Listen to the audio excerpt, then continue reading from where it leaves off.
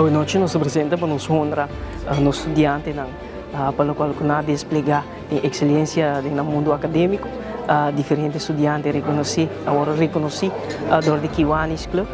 em combinação também com o cliente Whitefield Foundation. Esse aqui é um momento sumamente especial para jovens, para familiares, para maiores, para docentes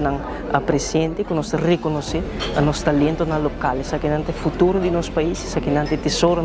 mais precioso, recurso mais valioso que nós temos como país. E jovens que agora reconhecer também carga grande parte de desenvolvimento de Aruba, promover cambio moderno, inovativo de um futuro. E esse aqui é um bonito momento para empoderar os jovens que estão destacando do mundo acadêmico, mas também o talento aqui nós queremos convencer para onde que não vai around o mundo, se não vai estudar fora,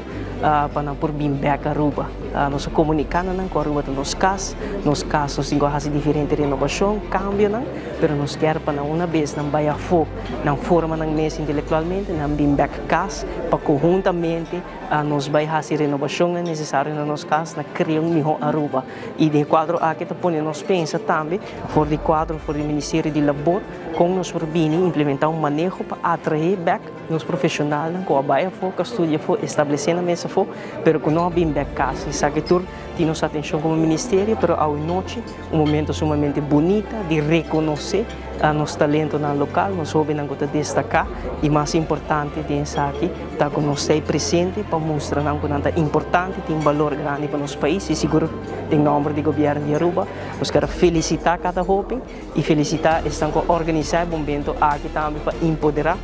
nós jovens para convencer que não tem talento, que não é especial para nós e que não tem futuro de Aruba.